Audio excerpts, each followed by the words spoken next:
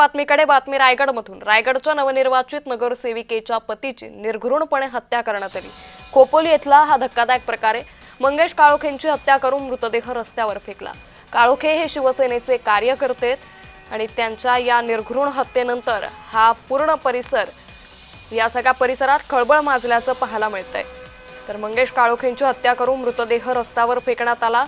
काळोखे हे शिवसेनेचे कार्यकर्ते। रायगडच्या नवनिर्वाचित नगरसेविकेच्या पतीची निर्घृणपणे हत्या करण्यात आली।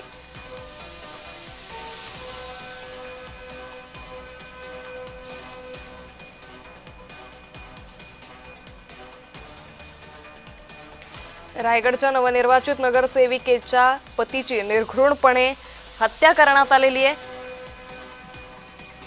काळोखे हे शिवसेनेचे कार्यकर्ते तर हत्या करून या शिवसेनेच्या कार्यकर्त्याची म्हणजेच मंगेश काळोखेंचा मृतदेह हा रस्त्यावर फेकण्यात आला। आता या सगळ्या घटनेनं राजकीय वर्तुळातच त्याचबरोबर रायगडच्या राजकीय वर्तुळात मोठी खळबळ माजल्याचं पाहायला मिळतंय। नेमका हा प्रकार कुठल्या सूडबुद्धीनं पूर्ववैमनस्यातून घेण्यात आला होता, या सगळ्या घटनेमागे नेमकं कोण आहे याचा शोध सध्या पोलिसांकडून घेतला जातोय।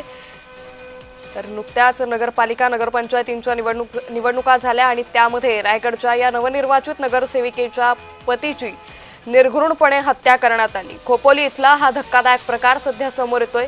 मंगेश काळोखेंची हत्या करून मृतदेह रस्त्यावर फेकण्यात आला। तर काळोखे हे शिवसेनेचे कार्यकर्ते।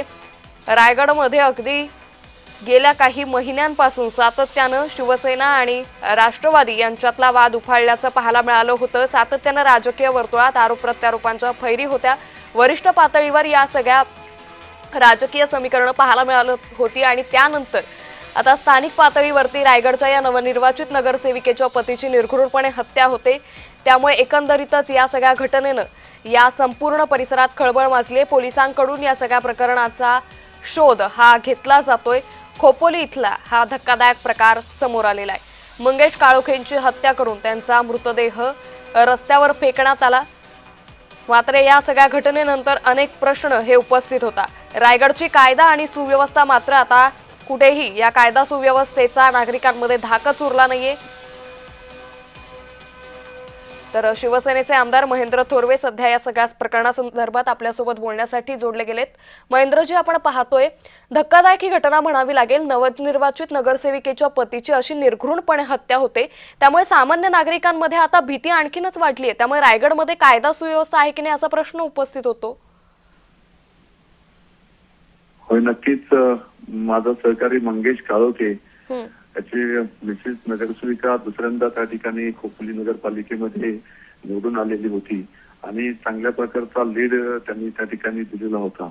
परंतु त्याला अशी निवृत्तपणे त्याची हत्या त्या ठिकाणी करण्यात आलेली आहे आणि हे सगळं राष्ट्रवादीच्या लोकांनी एकत्रपणे येऊन ही प्लॅनिंग मर्डर त्याची त्या ठिकाणी केलेली आहे आणि त्यामुळे आम्ही पूर्णपणे याचा निषेध करत आहोत या गोष्टीचा आणि जोपर्यंत हे आरोपी अरेस्ट होत नाहीत तोपर्यंत आम्ही बॉडी हातात घेणार नाही आणि कोणत्याही परिस्थितीमध्ये यांना तात्काळ अरेस्ट केली पाहिजे। सुधाकर घारे यांनीच हा सगळा प्लॅन केलेला आहे। रवी देवकर याच्यामध्ये आहे आणि याचे अनेक सहकारी यांनी एकत्रपणे येऊन हा प्लॅनिंग या ठिकाणी केलेला आहे। महेंद्रजी, जी नावं तुम्ही घेतली, सुधाकर घारे असतील, त्यांनी नेमकी मंगेश काळोखेंची ही हत्या नेमकी कुठल्या कारणाने केली असू शकते? मंगेश काळोखे हा माझा शिवसैनिक होता। एक चांगल्या पद्धतीचं काम त्या परिसरात करायचा आणि तो जे काम करत होता त्यामुळे रवी देवकरच्या घरातली सीट त्या ठिकाणी नगरपालिकेला पडली आणि मग सातत्याने रवी देवकर, सुधाकर घारे, भरत भगत हे लोक सातत्याने हा प्रयत्न करत होते का याचा काढा काढायचा म्हणून आणि म्हणून त्यांनी त्या पद्धतीने एक चांगला कार्यकर्ता माझा त्या ठिकाणी त्याची निर्घृण हत्या त्या ठिकाणी करण्यात आलेली आहे। महेंद्रजी, मात्र अशा पद्धतीनं जर राजकीय वर्तुळामध्येच अशा पद्धतीनं जर हत्या होत असतील तर सामान्य नागरिकांमध्ये राजकीय नेत्यांचं कुठला दबदबा किंवा भीती, विश्वास हा राहणारच नाही। होय, नक्कीच। आम्हाला सुद्धा असंच वाटतं की यांच्यावर कठोर कारवाई झाली पाहिजे। मी मुख्यमंत्र्यांशी सुद्धा बोलणार आहे।